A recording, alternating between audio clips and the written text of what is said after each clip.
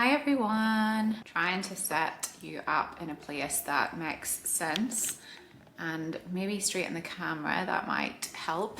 I'm sitting such an awkward way on my sofa. Yeah, hi! Welcome back to episode 4. My name is Kristen if you haven't been here before, and this is the female edit. So this is episode 4.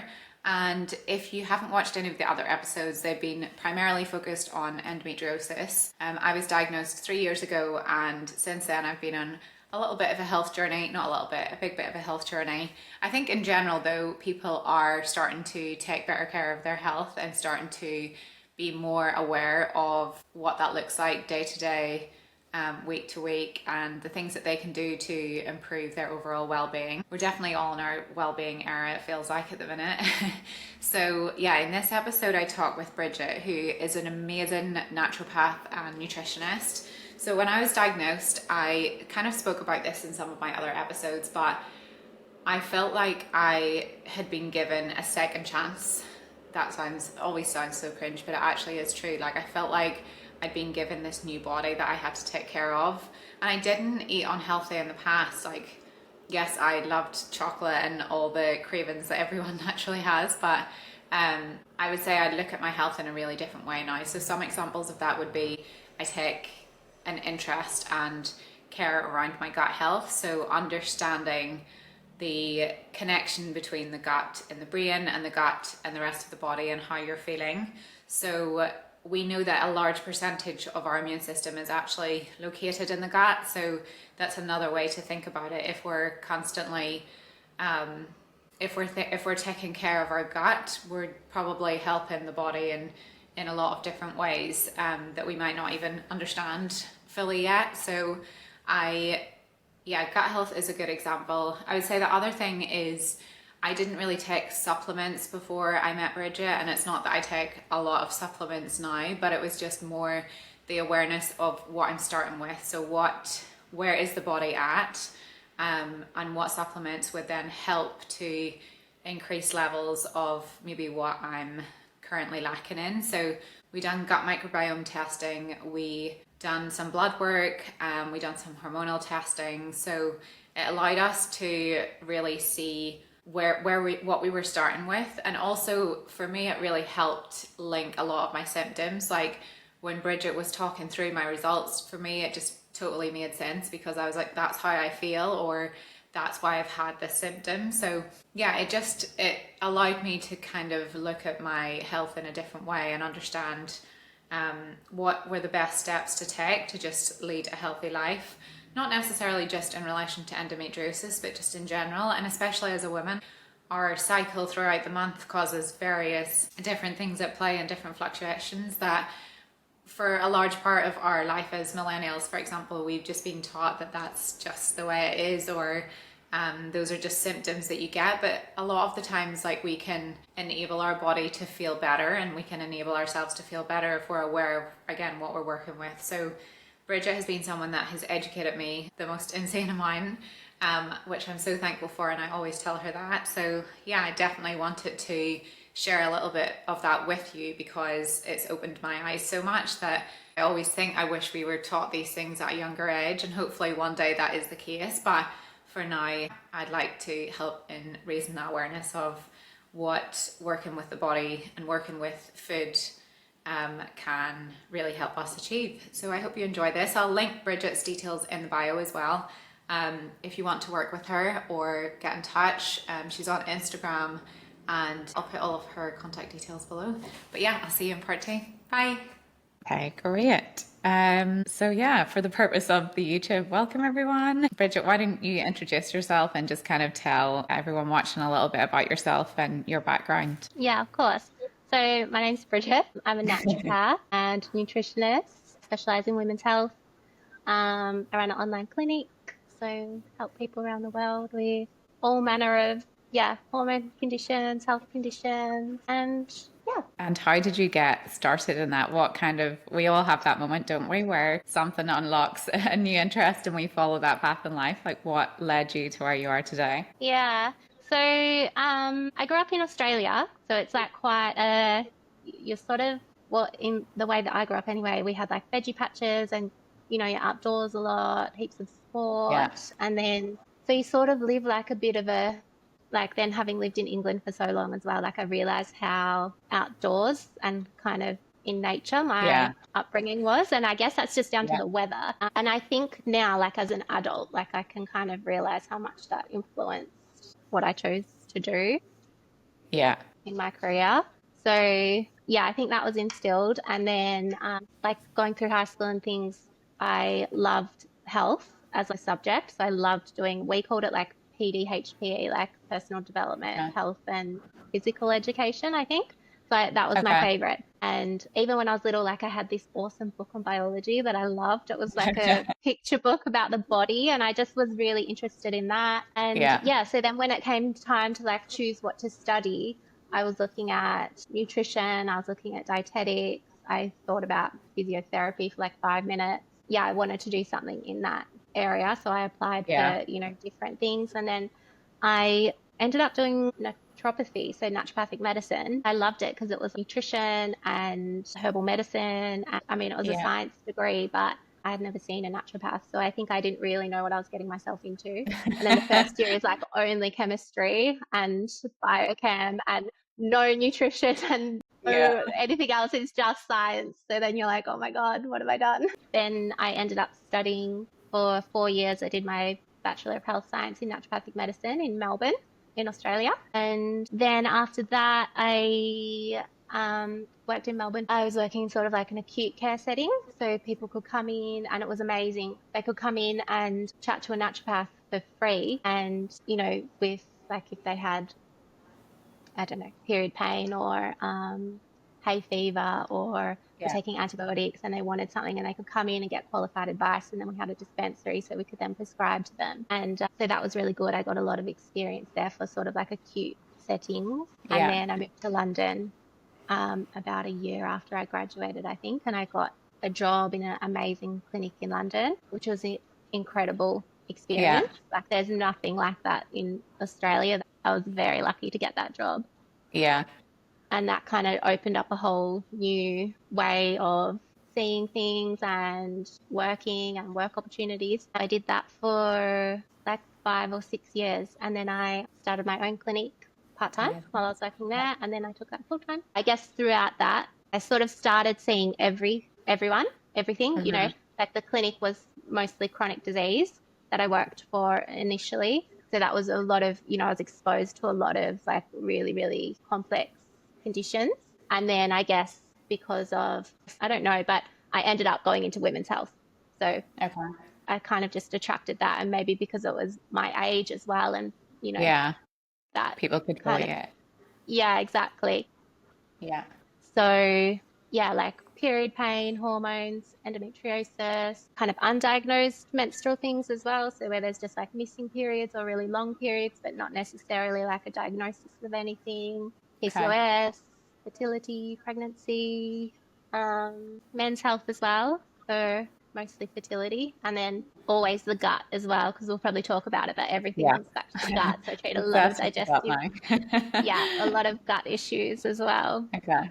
So, yeah. And you touched on two things actually I wanted to go back to. One was well, we were just talking about it because you're living in Australia now, obviously, but that difference in how we live really impacts, I suppose, our view and things as well. Like you said, everyone's outside in nature all of the time in places like Australia because the weather lends to that, but here it's just so different. When I was in Australia for a month, I barely watched TV. And then here it's like, what's the new box set you're watching? Yeah, you just Yeah. aren't outside in the same way, which it does impact your health so much. Like just being outside helps your mental health so much. And that's Mm. probably the most obvious way that you can feel it. But when you moved to London and obviously you had just graduated, but did you feel like London is somewhere where there is a lot of advanced practices in various fields, but did you feel like there was any major differences that you noticed? Yeah, it's pretty different. Yeah. I think Australia is really ahead globally in our um, education around naturopathic medicine. So our Okay. training of standard is very, very high. And because of that, there's a lot of naturopaths here. Like, Yeah. you can walk into a pharmacy and speak to a naturopath. So different. Like they're much more accessible here. Yeah. Whereas in the UK, I was sort of like, where are all the naturopaths? Like, Yeah. it's really not set up the same, Yeah. like, I feel like it's a bit behind in that sense, Hmm. which I don't really know why that is. I mean, I think here there was just kind of a movement back in the day, and there are a few people that really set up the universities and the courses Hmm.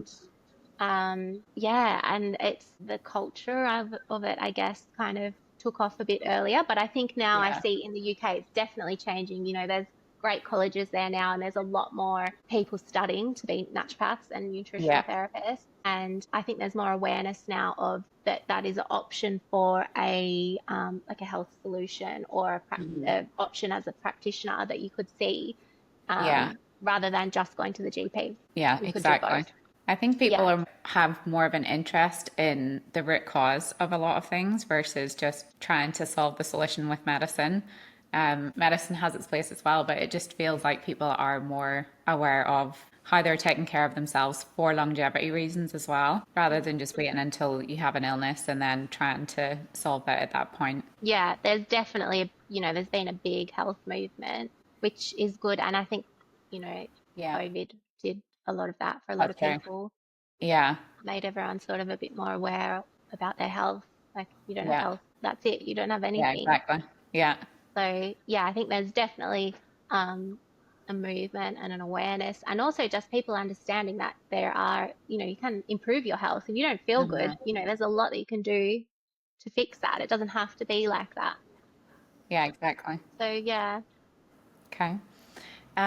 So at the minute, you focus mainly on women's health. Is that correct? Or like what's the most common themes you see within your practice each day? De- Primarily women, probably like 90% women, maybe 95, and mostly some sort of hormonal issue, whether that's endo or thyroid or fertility, or they're going through IVF and they want help. And then the digestive side as well, a lot of kind of Crohn's disease, IBS, ongoing bloating. Yeah. But often it is, like I've been to the doctor and I've got these symptoms, and the treatment that they've offered is the pill, and I don't want to go on the pill. So what else can God. I do? Yeah. So that's how a lot of people end up seeing me as well, is that they want, Yeah. they're looking for other solutions Yeah. rather than I think medicine. that's probably the saddest part when you go on a journey like I did with my health, that you realize you're just one of so many that have been on that journey or are still kind of faced with those barriers. I was reading like crazy stats around the percentage of women that have autoimmune conditions, even in much greater, isn't it? But yeah, the pill has for so long, like everyone talks about it now. So it's amazing that there is that awareness that the pill has been the solution to so many women for basically every hormonal condition that has came up. Yeah. And like obviously the pill was an amazing invention. Women then had contraception, like amazing. Yeah, But that's a it's, very good point. yeah, but there is obviously a lot of other things that get missed.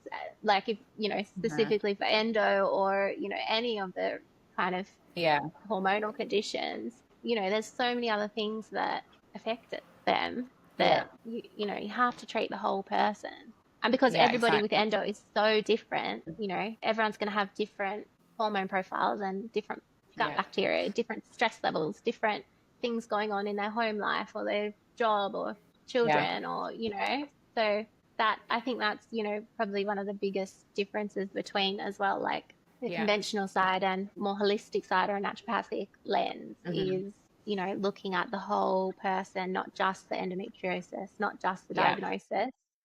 yeah, You treat the person yeah. I and love everything that. that's going on with the person.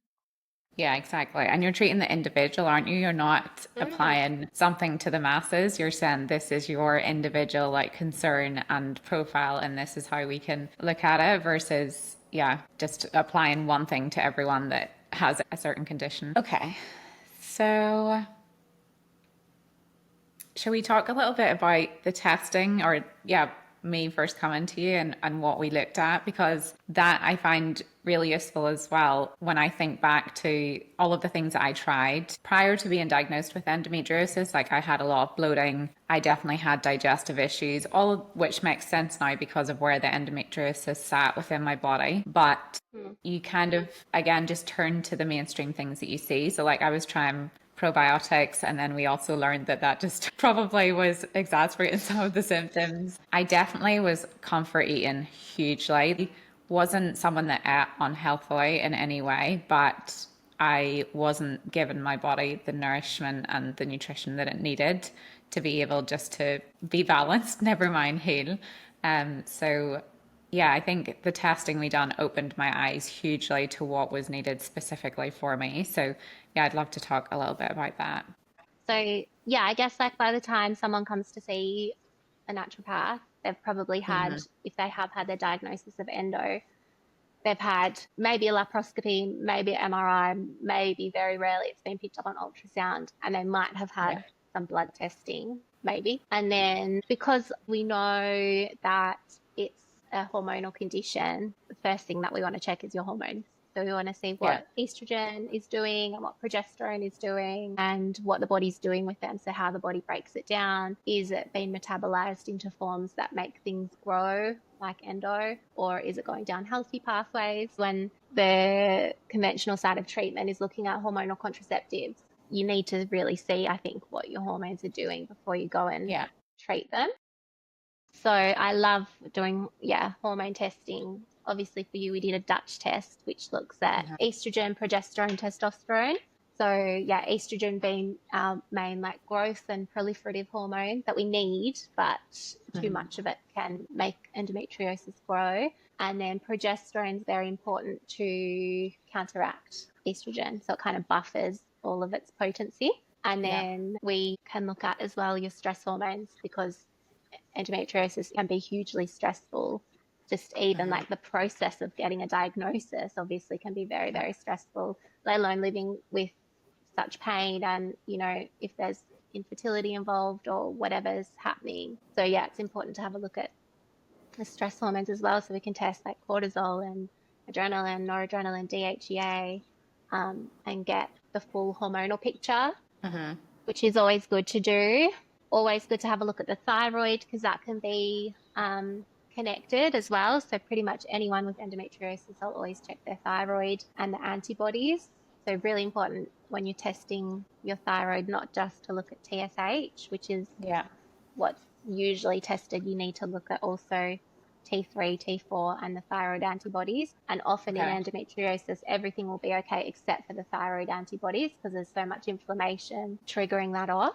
And then microbiome testing we love as well. So looking at what's happening in the gut, because all the gut microbes metabolize our estrogen, produce estrogen, detoxify estrogen, regulate inflammation, regulate pain, and transfer into the reproductive system. So the uterus has its own microbiome as well, or bacteria. And often there's, too much bacteria, or there's infections and things going on. So we can screen that and then correct it. And that can, often bring really good results as well. And then also just testing like a good nutritional profile. So like your B12, folate, vitamin D is very, very important for endo and hormones generally. Vitamin D, B12, folate. What else was I going to say? Oh, and an iron panel as well. Iron studies. So to go back to the hormonal testing, for someone that hasn't really looking at their hormonal levels at all, but maybe senses something is off,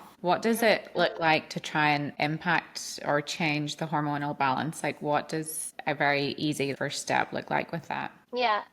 Well, all of our hormone production begins in our brain. So I kind of always think, anything that's going to affect our brain is going to affect our hormones. So stress. And, I think it gets fobbed off like, or you need to chill out, whatever. Like that's not so helpful.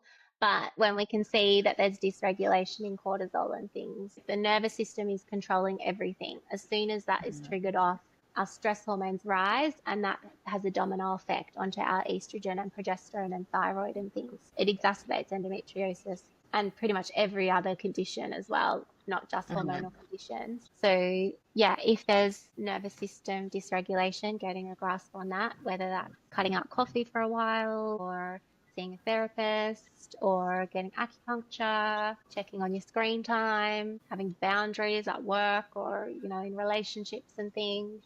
Love that one. Yeah, whatever it is that is causing stress needs to be Yeah. dealt with. So that's kind of, I think, the number one thing, and I think is the hardest thing to deal with. Hmm. Everything else people can generally do quite easily, but that seems to Yeah. be a little bit more difficult. Yeah. I think people are generally like, when it comes to stress as well, we're used to being bombarded in every direction these days, aren't we? Whether it's screen time or constant access to us through WhatsApp or email. So everyone just kind of puts up with it until something actually happens majorly in their life that causes them to stop. I think the other part of it is that managing stress actually takes tiny little habits, building it into something that happens consistently every day. And meditation is probably the biggest thing that made me realize that. I started meditating, and the first week of meditation, I was like, what is the point of this? Because my mind is everywhere, the stress isn't changing, I'm still like in a really bad place. But then slowly, as you start to make better choices every day, you start to feel like you really notice in your body when the stress is there and when it's not, and how you can manage that. But it's getting to that point that you can see yourself creating change in your own body, that you then are able to put those things in place when that happens again in life in a different situation. Yeah. And sometimes you have to go through something big to Yeah. have that penny drop. Yeah, exactly. Yeah. So yeah, that's always a journey for people, but it's, yeah, it does, the nervous system really does influence everything, like our Hmm. gut, our sleep, our immune system, our genes, like whether or not we express different genes is affected by stress. Like it Yeah. really is a trigger for a lot of disease. Yeah. Um, So for the gut microbiome, because again, that was something I definitely was not really looking at all before speaking with you and working with you. But for someone that just isn't on their radar at all, what does that mean? Or how can we make small changes in habits every day that would lead to a healthy gut microbiome? What is a healthy gut microbiome? And yeah, the kind of the differences person to person, because again, like I said at the start, I took probiotics and really like that just wasn't helping me. yeah, so the gut microbiome is all of the many, many, many bacteria that live in us and on us. So we have a gut microbiome, we have a skin microbiome, we have an oral microbiome, a uterine microbiome, ovarian microbiome. We've got microbiome everywhere. So we're basically more bugs than human cells. We're That outnumbered 10 to 1. So we've got 10 times as many of these bacteria than human genes, which is okay. kind of crazy. So Yeah. it's obviously important. In the context of the gut microbiome, it's basically all of the bacteria that live in our gut. So when that's happy and healthy and balanced, will experience, no digestive symptoms, so no bloating or abdominal pain or anything like that, normal bowel movement, good immune system, healthy mood, good energy. So the gut, the microbes control our immune system. 80% of our immune system's in our gut and is dictated by these bugs. Yeah, I just All of learned that our, this week in a book I was reading. That yeah, alone is a reason why we should take care of our gut health, isn't it? yeah, huge reason. And the Yeah. other huge reason is, well, there's a few more, but another really big one is most of our neurotransmitter production happens in our gut. So 80% of Hmm. our serotonin, our GABA, our calming chemicals, our happy chemicals are all made in the gut. So if that gut is not healthy, then you're not going to be able to synthesize those properly. It's really Yeah. going to affect your mental health. And your gut also communicates straight back up to your brain. So you've got a nerve in your body called the vagus nerve, which, yeah, goes from the brain down to the gut and sends signals down to the gut. We know that, like, if you're nervous and you get butterflies, that's your Hmm. brain, communicating to your gut. But if your gut is inflamed, that will also communicate back up to your brain. So it there's a lot of research around the gut and neurological issues and psychiatry and things because of the influence on the brain directly and through the production of these brain chemicals as well. Yeah, which is just amazing. I love that the research is continuing to head that way to understand how we can treat mental health conditions through the gut microbiome or Yeah, through care of the gut. yeah. I think it's going to explode, that area Yeah, of research. I mean, yeah, it already is, you know, because mental yeah. health treatment has pretty much been at a standstill, really. When Mhm. you look at like how far cardiac health, you know, cardiac medicine, Yeah, that's so cardiology, true. and Yeah. IVF, reproductive medicine has come so far, and then mental Hmm. health hasn't really had that same Yeah. progression, really. But hopefully now, you know, there's amazing, you know, researchers looking at it. So Mhm. it'll be interesting to see what comes out in sort of the next like 5, 10, 20 years. Yeah, because they do call it the second brain, isn't that right? Mm. Sometimes because of that communication from the gut to the brain and vice versa. So a lot of you hear a lot of people talk about leaky gut leading to them feeling ill because there are things getting through that shouldn't, right, when it comes to the gut lining. Leaky gut, yeah. Yeah, yeah. So with the gut, we're like a donut. So we've just got this Mhm. tube that goes through us from one end to the other. And those cells that line the gut should be nice and tight like this. And, you know, obviously things can cross through. So Yeah. all that should be able to move through there is like nutrients, water, vitamins, minerals, proteins, you know, things that keep us alive, basically. But when there's been stress or infection or antibiotics, lots of non-steroidal anti-inflammatory drugs, so like your ibuprofens, sugar, poor diet, those cells can open up, Okay. and then things that shouldn't be able to pass through will pass through. So then you have a leaky gut. So you have undigested proteins and chemicals and toxins and things moving through into the bloodstream. So this can cause, again, mental health things. Very, very common trigger for any skin condition. So like acne, rosacea, eczema, psoriasis, huge. And then because we detox a lot through our bowel and all of our hormones get detoxed through our bowel. So all of like take estrogen, the body does what it needs to do with that. It will get sent around to the body and do all of the jobs that it does. Then the body will send it to the liver. So all of our hormones Hmm. get sent to the liver.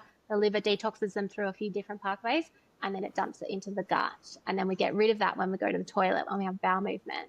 So when that's dumped into the gut, if this looks like this Hmm. and it's leaky, then we get recycling of those hormones. So then you can Okay. end up with higher levels of hormones or just toxins or whatever it is that's been recycled. So it's like Hmm. it's called enterohepatic recycling, but it's Okay. basically the leaky gut triggers this kind of transfusion of things that shouldn't pass through into the blood to then go through the blood. Okay. And one of the other things that it does is it's a big trigger for, you know, because if you've then got um, a toxin or a chemical or a protein in your blood that shouldn't be there, and the immune Mhm. system's obviously on high alert all the time, and it sees this thing and it says, what are you, I'm going to attack this. So that's Mhm. where you get an immune response, and autoimmunity can start to happen. So the immune system can start to become imbalanced and cause issues. So that with endometriosis as well, a lot of the newer,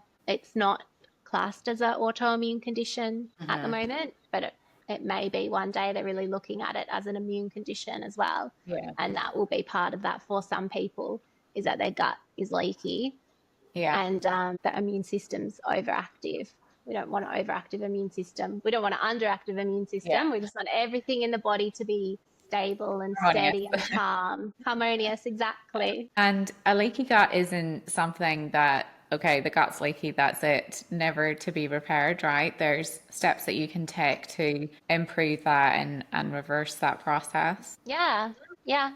So I guess in naturopathic medicine, we treat the cause. So that's one of the Mhm. philosophies of it is number Yeah. one, treat the cause. So the causes of leaky gut are things like, yeah, stress, antibiotics, medications, you know, excessive, sometimes not always warranted, you know, taking ibuprofen for a headache, you know, let's Yeah. find out what the headache is or the period pain, you know. Hmm. Obviously, it's needed sometimes, but that can damage the gut over the longer term. Yeah.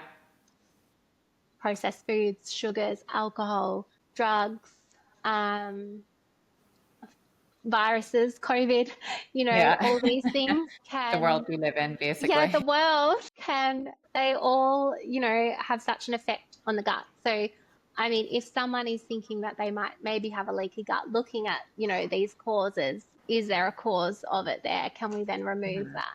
So, and then, you remove the trigger and then we can, you can work on healing that. So we basically can heal it through food and through Yeah. supplements, and through the nervous system, calm the nervous system, regulate the nervous system. The gluten can be a big aggravator for a leaky gut because it Mhm. does open up the cells, the tight gut junctions. It opens them up in everybody, regardless Okay. of if you have celiac or if you don't, if you have Yeah. endo or if you don't. So everybody, when they eat gluten, this happens and then Okay. it closes again. But obviously, if it keeps happening, eventually it's just going to stay open until you repair it. Yeah. So And in that yeah, case, does that mean, sorry, some people are more just react more sensitively then to that movement of it opening? Because if it impacts everyone in that way, but that not everyone has symptoms yeah, when they eat exactly. gluten to the same extent. Yeah, yeah. So you don't even need to have digestive symptoms to have a leaky gut. Some people just have Hmm. skin conditions or just have Yeah. mental health or headaches or just fatigue, like brain fog, Hmm. and just being really, really tired or getting sick all the time, like getting a Yeah. cold 3, 4, 5 times a year. Yeah, and then there's lots of foods that we can use to heal the gut as well. So slow cooked foods, bone broths, soups, stews, things that are easy to digest, not so much on the raw foods, depending on, what climate you live in. Stewed apples are really good. I love using cabbage juice. Oh, nice. Everybody likes to Yeah. drink I've for actually the never taste. tried cabbage juice. And bone broth is also something that I have just gotten into. Yeah, yeah, bone broth can be really good. You can get the powders as well, bone broth Yeah. powder. That works Thousands out you quite mentioned. well. The only thing sometimes with bone broth can be quite high in histamine. Okay. We haven't talked about Which, histamine yet, but that can yeah. be a problem. Yeah, it's Yeah, true. Okay. That's interesting. yeah. But like if you tolerate it, you'll know when you have it. You Yeah, feel good. exactly. If you don't get a hot, red flash or Mhm. whatever, then Yeah. yeah. So Um, histamine. yeah, let's talk about histamine because again, not something that I was aware of or looking at until working with you. Yeah.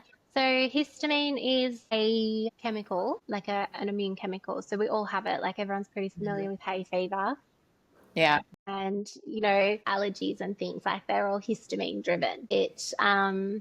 Yeah, it plays a big part in our immune system. And in endometriosis, often there can be histamine intolerance. So because the immune system is so involved in endometriosis, that kind of makes sense. But what histamine also does, or another way that it kind of feeds into it is histamine stimulates lots of estrogen. So Okay. often, not all the time, but often women with endometriosis have too much estrogen, and Hmm. that estrogen makes histamine, and then the histamine makes more estrogen, and then, So, people are reading online about probiotics and bone broth and all the fermented foods, and they're all really high in histamine.